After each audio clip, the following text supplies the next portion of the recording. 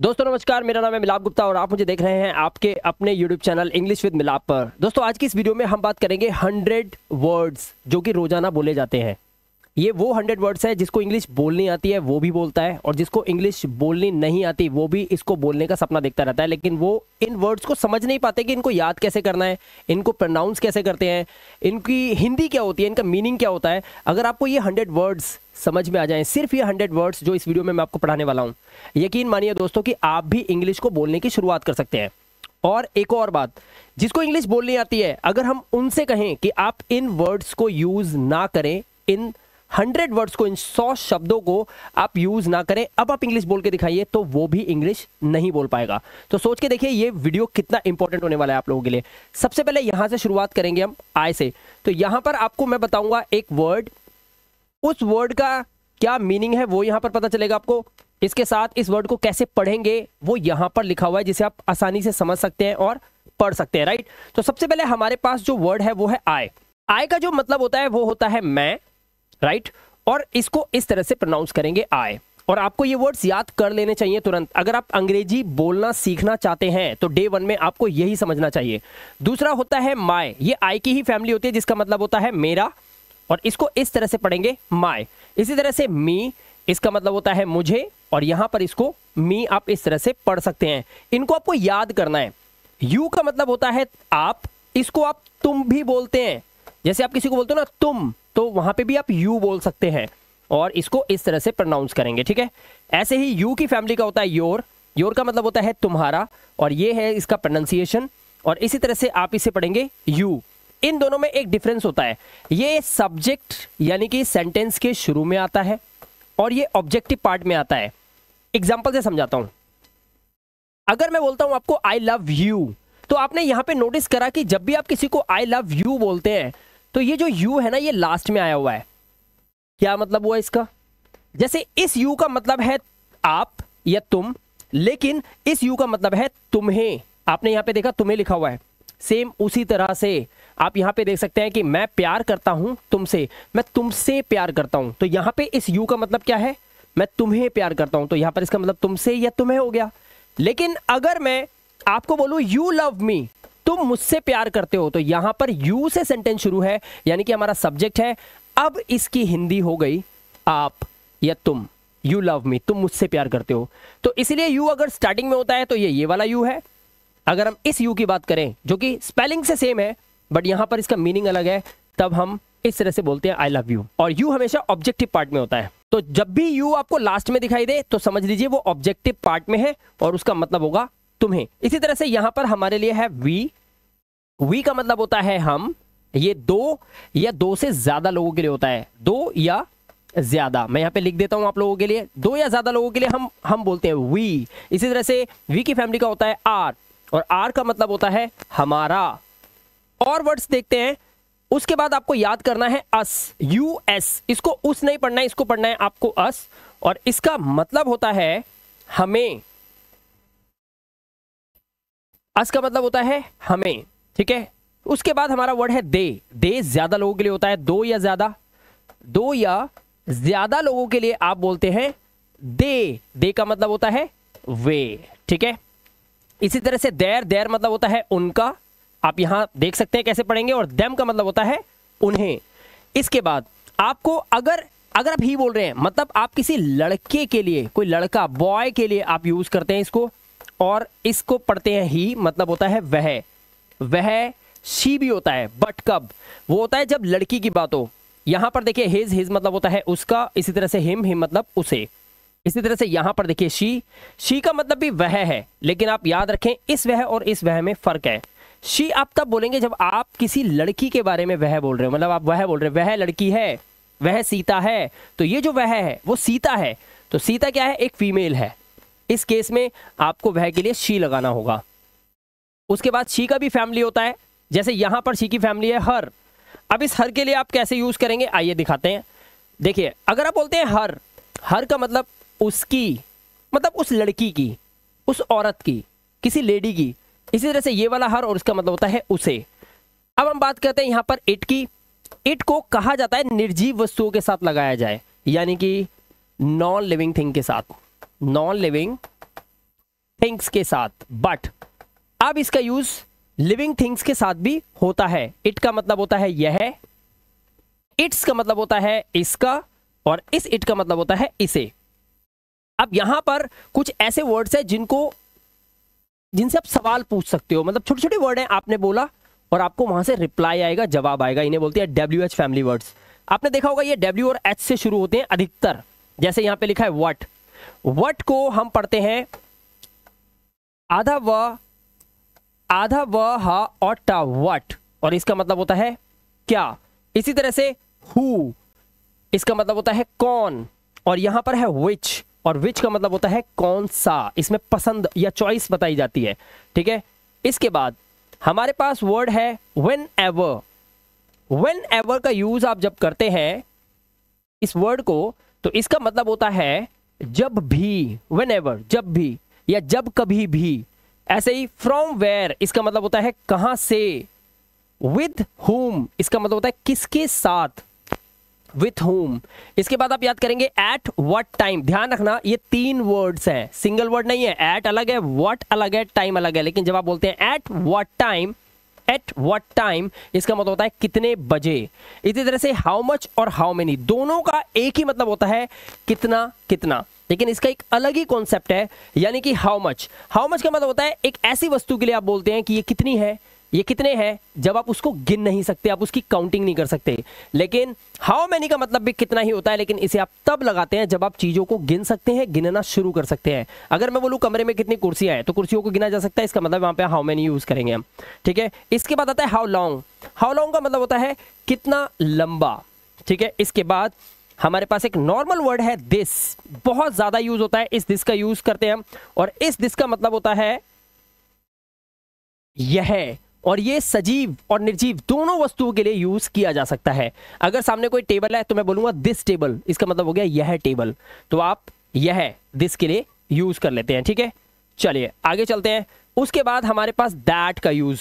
अब दैट का यूज आप कैसे करेंगे, दैट आप बोलते हैं किसी दूर की एक वस्तु के लिए, तो आप बोलते हैं वह मेज है, तो आप बोलेंगे दैट इज अ टेबल, तो यहां पर आपने देखा दैट का यूज। इसी तरह से दीज, चीजें पास हो ज्यादा हो, दीज यूज करते हैं, ऐसे पढ़ेंगे इसको, और इसका मतलब होता है ये सब। इसी तरह से दोज, चीजें ज्यादा तो हैं बट अब पास नहीं है, वो दूर है, तो पॉइंट आउट करते समय आप बोलते हैं दोज थिंग्स या दोज लगेजेस, तो यहां पर वो सब बोलते हैं। इसी तरह से एवरीवन, एवरीवन एक सिंगुलर वर्ड है, एवरीवन के साथ हमेशा सिंगुलर हेल्पिंग वर्ब यूज होती है, और इस एवरीवन का मतलब होता है हर एक। अब आया ना हर एक, मतलब बहुत सारे लोग हैं, मैंने बोला एवरीवन, तो मैं बात कर रहा हूं हर एक की, सिंगुलर की, इसीलिए यहां पर इसके साथ हमेशा हेल्पिंग वर्ब इज यूज होती है, वॉज यूज होती है, सिंगुलर हेल्पिंग वर्ब यूज होती है। ऐसे ही एवरीथिंग, एवरीथिंग का मतलब है हर चीज या सब कुछ। नथिंग का मतलब होता है कुछ नहीं। सम का मतलब होता है थोड़ा या कुछ, और इसी तरह से ऑल का मतलब भी होता है सब, तो ALL को पढ़ेंगे आप ऑल, और ऑल मतलब होता है सब। तो ये सारे वर्ड्स इतने इंपॉर्टेंट है, इनके बिना इंग्लिश को बोल पाना लगभग नामुमकिन है। इंग्लिश को बोलने की शुरुआत अगर कोई करेगा तो सबसे पहले उन्हें यही वर्ड्स याद करने पड़ेंगे। ये है इंग्लिश को, बेसिक इंग्लिश को सीखने के 100 वो शब्द जो रोज बोले जाते हैं, इनके बिना इंग्लिश आप बोल ही नहीं सकते। इसी तरह से अब हम यहां पर बात करेंगे समय की। तो ये थे वो वर्ड्स जिनसे आप चीजों को, बातों को या प्रोनाउन को अपने बारे में कुछ कह सकते हो। लेकिन अब मैं बात कर रहा हूं उन वर्ड्स की जो समय बताते हैं। जैसे अगर हम इज एम आर की बात करें तो दोस्तों ये ना प्रेजेंट को रिप्रेजेंट करते हैं। मतलब ये कहते हैं कि है, इज मतलब क्या होता है, एम मतलब क्या होता है हूं, आर मतलब क्या होता है हो। इसी तरह से अगर हम पास्ट की बात करें तो वॉज का मतलब होता है था या थी, वर का मतलब होता है थे। लेकिन अगर आप विल और बी का यूज करते हैं तो विल मतलब होता है गा और बी मतलब होता है हो, तो ये हो जाता है होगा। ऐसे ही होगा, होगी, होंगे। ऐसे ही शैल बी का मतलब भी सेम होता है। बट अगर मैं बोलता हूं हैज तो इसका मतलब होता है पास है, कोई चीज मेरे पास है, हैज। और इसी तरह से हैज के साथ यूज होता है हैव का भी, और हैव का भी सेम मीनिंग होता है पास है के सेंस में। ये देखिए हैव का मतलब पास है। लेकिन अगर आपने हैड यूज करा, HAD हैड, ऐसे इसे पढ़ेंगे और इसका मतलब होता है कोई चीज हमारे पास थी, पास था के लिए आप हैड। विल हैव का मतलब होता है पास होगा, क्या होगा, पास होगा, विल हैव। ऐसे ही बिकॉज, अगर आप बिकॉज बोलते हैं इसका मतलब होता है क्योंकि, बिकॉज, देयरफॉर। अब देयरफॉर का मतलब होता है इसलिए, देयरफॉर। नाउ का मतलब अब, देन का मतलब तब, या फिर इसका एक मतलब और होता है फा पे छोटी की मात्रा और रा, फिर बातों बातों में जब आप किसी की और बात जानना चाहते हो तब आप यूज करते हैं देन। इसका मतलब होता है फिर क्या हुआ, फिर। तो इस तरह से आप देन, फिर का यूज करते हैं। इसके बाद आपके पास एक वर्ड और है आफ्टर दैट, और इसका मतलब होता है उसके बाद, ठीक है, या इसके बाद। उसके बाद हमारे पास वर्ड्स है ऑलवेज। ऑलवेज का मतलब होता है हमेशा। ऑलवेज इसको ऐसे पढ़ेंगे और इसका मतलब होता है हमेशा। सेम आपने बोला नेवर का मतलब होता है कभी नहीं। ऐसे ही सम टाइम का मतलब होता है थोड़ा समय, और सम टाइम्स का मतलब होता है कभी कभी। सिर्फ एक एस का डिफरेंस है, बट आपको ये याद बड़ी आसानी से हो जाएंगे। अगर आपने बोला समवन का मतलब होता है कोई एक, समवन, बट पता नहीं कौन। इसी तरह से नो वन का मतलब होता है कोई भी नहीं। इसी तरह से एनीवन मतलब होता है कोई एक, एनीवन। और नॉट एट ऑल का मतलब होता है बिल्कुल भी नहीं। ये वर्ड्स आपने याद कर लिए तो आप अंग्रेजी को समझने या बोलने की शुरुआत कर सकते हैं एटलीस्ट, और इनके बिना तो आप इंग्लिश बिल्कुल भी नहीं बोल सकते। अब यहां पर कुछ वर्ड्स और मैं आपको बता देता हूं। जैसे यहां पर देखिए ये वर्ड है ऑफन। इसे ऑफ्टन भी बोलते हैं, ऑफन भी बोलते हैं। इसका मतलब होता है अक्सर। सेम ऑफ कोर्स, किसी ने बोला ऑफ कोर्स तो आप बोलेंगे बिल्कुल। जब भी आप किसी को बोला बिल्कुल तो आप बोलिए ऑफ कोर्स। इसी तरह से इनसाइड का मतलब अंदर। आउटसाइड का मतलब होता है बाहर। एवर का मतलब कभी। फिर हमारे पास वर्ड है एवर रेडी, इसका मतलब होता है हमेशा तैयार। देन हमारे पास वर्ड है टू, ये एक प्रेपोजिशन का पार्ट है। टू का मतलब होता है को या तक। इसी तरह से फॉर का मतलब होता है के लिए। इनके बिना सेंटेंसेस बनाना लगभग मुश्किल होता है, तो ये प्रेपोजिशंस भी आपको आनी चाहिए। देखिए ऑन का मतलब होता है पर। कब यूज करते हैं? जैसे किसी चीज के ऊपर कोई चीज पड़ी होती है और वो उसके बॉटम से टच हो, जैसे ये पेन अगर हवा में है तो ये अब ऑन नहीं है, लेकिन इस वक्त ये ऑन है, तो मैं बोलूंगा ऑन माई हैंड। इस तरह से हम ऑन का यूज करते हैं। ऐसे ही ऑफ का मतलब होता है का के की। इनटू का मतलब होता है में से। इनका मतलब होता है अंदर या में। और फ्रॉम का मतलब होता है से। टूवर्ड्स का मतलब होता है की ओर। अंडर का मतलब होता है के नीचे। और बिलो का मतलब भी होता है के नीचे। ये वर्ड्स आप याद करें, जरूर याद करें, ठीक है। इसके बाद हमारे पास वर्ड्स हैं on the spot. On the spot का मतलब होता है उसी वक्त। अगर आपको बोलना है उसी वक्त तो आप बोलेंगे ऑन द स्पॉट, ठीक है। अगर आपने बोला बिफोर का मतलब क्या होता है? बिफोर का मतलब पहले या सामने यूज होता है। ऐसे ही आफ्टर का मतलब होता है बाद में या पीछे। विथ का मतलब होता है के साथ। सो का मतलब होता है तो या इसलिए। और दैट इज वाई, इसका मतलब होता है इसलिए, दैट इज वाई, ठीक है। लेकिन अगर आप बोलते हैं बट का मतलब होता है लेकिन। अबाउट का मतलब होता है के बारे में, अबाउट के बारे में, राइट। आगे चलते हैं। उसके बाद अगर आपने बोला हियर तो इसका मतलब होता है यहां। बट देयर का मतलब होता है वहां। देयर का मतलब होता है वहां। उसके बाद हमारे पास वर्ड है मैनी का मतलब होता है बहुत। जब चीजें बहुत सारी होती है तो हम बोलते हैं many, there are many things, ठीक है, तो बहुत। ऐसे ही देन का मतलब होता है तब या फिर। पुअर का मतलब क्या होता है? पुअर का मतलब गरीब होता है, और कमजोर को भी पुअर ही बोलते हैं, ठीक है। इसी तरह से एवरीवेयर, इसका मतलब है हर कहीं, हर जगह, एवरीवेयर। नोवेयर मतलब कहीं भी नहीं, नोवेयर। अगर आप बोलते हैं मोर या लेस तो इसका मतलब होता है ज्यादा कम। मोर मतलब ज्यादा, लेस मतलब कम। इस तरह से वर्ड को आप यूज करते हैं, राइट। उसके बाद ये है कुछ दिन को समझने के लिए। जैसे अगर आप बोलते हैं टुडे तो इसका मतलब होता है आज। टुमारो बोलते हैं कल लेकिन आने वाला। यस्टरडे बोलते हैं बीता हुआ कल।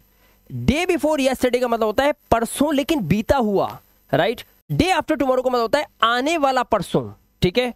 और अ फ्यू डेज एगो का मतलब होता है कुछ दिन पहले। और लेटर का मतलब होता है बाद में। तो दोस्तों अगर आप अंग्रेजी बोलने की शुरुआत करना चाहते हैं, इंग्लिश स्पीकिंग कोर्स करना चाहते हैं, सबसे पहला काम आपको इन वर्ड्स को स्पेलिंग के साथ याद करना है। इनको क्या पढ़ते हैं, इसको बोलना सीखें। डेली अपनी छोटी मोटी वार्तालाप में या अपनी बातचीत में, इनको कॉन्वर्सेशन में आप इनको यूज करें, राइट। इनको थ्रू आउट करें फ्रॉम योर माउथ, और बहुत ही अच्छा रिजल्ट आप लोगों को देखने के लिए मिलेगा। आपको फील होगा कि हाँ इंग्लिश बहुत ईजी है और मैं भी इसे बोल सकता हूँ। यहाँ पर एक बात आपको बताना चाहता हूँ दोस्तों कि हमने अपना इंग्लिश स्पीकिंग कोर्स लॉन्च किया है 3 महीने का, 6 महीने का और 12 महीने का। इसमें अगर आप इनरोल करना चाहते हैं, बिल्कुल का खा गा से इंग्लिश को सिखाया जा रहा है। 0 क्लास से लेकर हीरो लेवल तक पूरी क्लासेस आपको करवाई जाएंगी, वो भी लाइव मेरे साथ। जिस तरह से मैंने ये समझाया है, यहां थोड़ी स्पीड हो सकती है क्योंकि ये यूट्यूब प्लेटफॉर्म है, राइट। लेकिन आप हमारी अगर क्लास में आते हो तो वहां पे बिल्कुल 0 से एकदम एक एक पॉइंट करके मैं आपको पूरा इंग्लिश स्पीकिंग कोर्स करवा रहा हूं। जिन बच्चों को का खा गा के बाद कुछ आता नहीं, ABCD के बाद कुछ नहीं आता, वो इस कोर्स को अगर लेते हैं तो उनको बहुत बड़ा बेनिफिट मिलने वाला है। तीनों कोर्स, जो 3 महीने का है, जो 6 महीने का है और जो 12 महीने का है, उसका लिंक मैं इस वीडियो के डिस्क्रिप्शन में दे रहा हूं। क्लिक करते ही आप हमारे कोर्स को इनरोल कर सकते हैं पेमेंट करने के बाद। फीस भी मैंने बहुत रीजनेबल रखी है ताकि हर एक भारत का बच्चा उसको ले सके, उसे अफोर्ड कर सके, राइट। फिलहाल ये वीडियो आपको कैसा लगा, वीडियो को एक लाइक देके जरूर बताइएगा। चैनल पे पहली बार आए हैं, चैनल को सब्सक्राइब करें, बेल आइकन बटन को प्रेस कर लेना ताकि यूट्यूब के द्वारा नोटिफिकेशन आपको जरूर मिल जाए। वीडियो कोई भी आपसे मिस नहीं होनी चाहिए। मैं मिलाप गुप्ता मिलूंगा आपसे नेक्स्ट इंटरेस्टिंग वीडियो के साथ। Till then, good bye.